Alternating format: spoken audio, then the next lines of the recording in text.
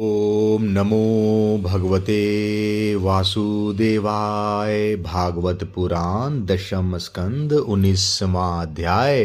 गौ और गोपों को दावानल से बचाना। श्री सुखदेव जी कहते हैं, परीक्षित, उस समय जब ग्वाल बाल खेल कूद में लग गए तब उनकी गौएं बेरोक टोक चरती हुई बहुत दूर निकल गई और हरी हरी घास के लोभ से एक गहन वन में घुस गई। उनकी बकरियां, गायें और भैंसें एक वन से दूसरे वन में होती हुई आगे बढ़ गई तथा गर्मी के ताप से व्याकुल हो गई। वे बेशुद्ध सी होकर अंत में डकारती हुई मुंजाटवी सरकंडों के वन में घुस गई। जब श्री कृष्ण, बलराम आदि ग्वाल बालों ने देखा कि हमारे पशुओं का तो कहीं पता ठिकाना ही नहीं है, तब उन्हें अपने खेल कूद पर बड़ा पछतावा हुआ और वे बहुत कुछ खोजबीन करने पर भी अपनी गौओं का पता न लगा सके।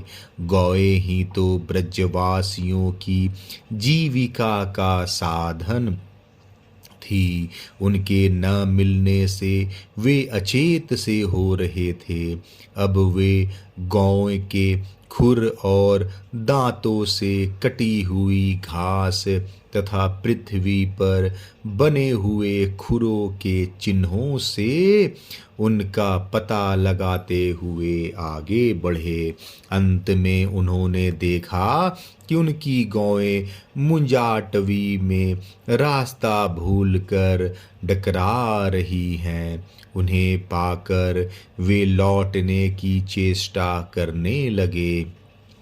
उस समय वे एकदम थक गए थे और उन्हें प्यास भी बड़े जोरों से लगी हुई थी। इससे वे व्याकुल हो रहे थे। उनकी यह दशा देखकर भगवान श्री कृष्ण अपनी मेघ के समान गंभीर वाणी से नाम ले लेकर गौ को पुकारने लगे। गौएं अपने नाम की ध्वनि सुनकर बहुत हर्षित हुई। वे भी उत्तर में हुंकारने और रंभाने लगी।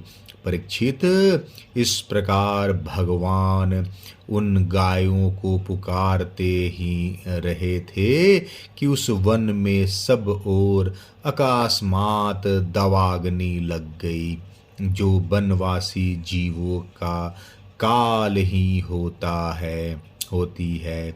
साथ ही बड़े जोर की आंधी भी चलकर उन अग्नि के बढ़ने में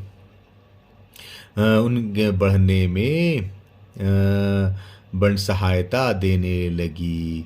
इससे सब ओर फैली हुई वह प्रचंड अग्नि अपने भयंकर लपटों से समस्त चराचर जीवों को भस्मासात करने लगी।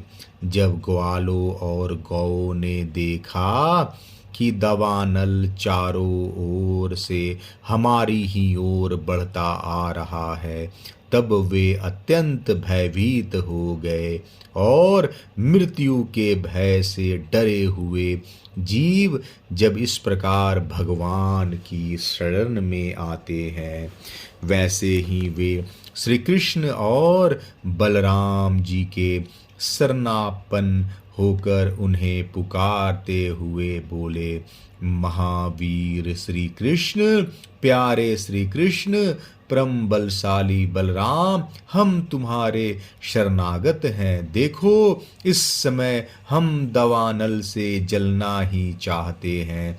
तुम दोनों हमें इससे बचाओ। श्री कृष्ण, जिनके तुम ही भाई बंधु और सब कुछ हो, उन्हें तो किसी प्रकार का कष्ट नहीं होना चाहिए। सब धर्मों के ज्ञाता श्याम सुंदर, तुम ही हमारे एकमात्र रक्षक एवं स्वामी हो, हमें केवल तुम्हारा ही भरोसा है। श्री सुखदेव जी कहते हैं, अपने सखा ग्वाल बालों के ये दीनता से भरे वचन सुनकर भगवान श्री कृष्ण ने कहा, डरो मत, तुम अपनी आंखें बंद कर लो। भगवान की आज्ञा सुनकर उन ग्वाल बालों ने कहा, बहुत अच्छा, और अपनी आंखें मूंद ली। तब योगेश्वर भगवान श्री कृष्ण ने उस भयंकर आग को अपने मुंह में पी लिया और इस प्रकार उन्हें उस घोर संकट से छुड़ा दिया। भगवान श्री कृष्ण भक्तों के द्वारा अर्पित प्रेम भक्ति सुधा रस का पान करते हैं। अग्नि के मन में उसी का स्वाद लेने का लालसा हो आई, इसलिए उसने स्वयं ही मुख में प्रवेश किया। विषाग्नि, मुखाग्नि, मुजाग्नि और दवाग्नि तीनों का पान करके भगवान ने अपनी त्रिताप नाशक शक्ति व्यक्त की। पहले रात्रि में अग्निपान किया था, दूसरी बार दिन में। भगवान अपने भक्त जनों का ताप हरने के लिए सदा तत्पर रहते हैं। इसके बाद जब ग्वाल बालों ने अपनी अपनी आंखें खोल कर देखा, तब अपने को भांडिर वट के पास पाया। इस प्रकार अपने आप को और गौ को दवानल से बचा देख वे ग्वाल बाल बहुत ही विस्मित हुए। श्री कृष्ण के इस योग सिद्धि तथा योग माया के प्रभाव को एवं दवानल से अपनी रक्षा को देखकर उन्होंने यही समझा कि श्री कृष्ण कोई देवता है। परीक्षित, सायंकाल होने पर बलराम जी के साथ भगवान श्री कृष्ण ने गौएं लौटाई और बंशी बजाते हुए उनके पीछे पीछे व्रज की यात्रा की। उस समय ग्वाल बाल उनकी स्तुति करते आ रहे थे।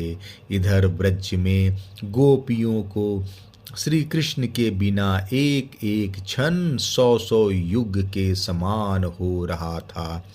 जब भगवान श्री कृष्ण लौटे तब उनका दर्शन करके वे परमानंद में मग्न हो गई। 19वां अध्याय समाप्त। जय श्री कृष्णा।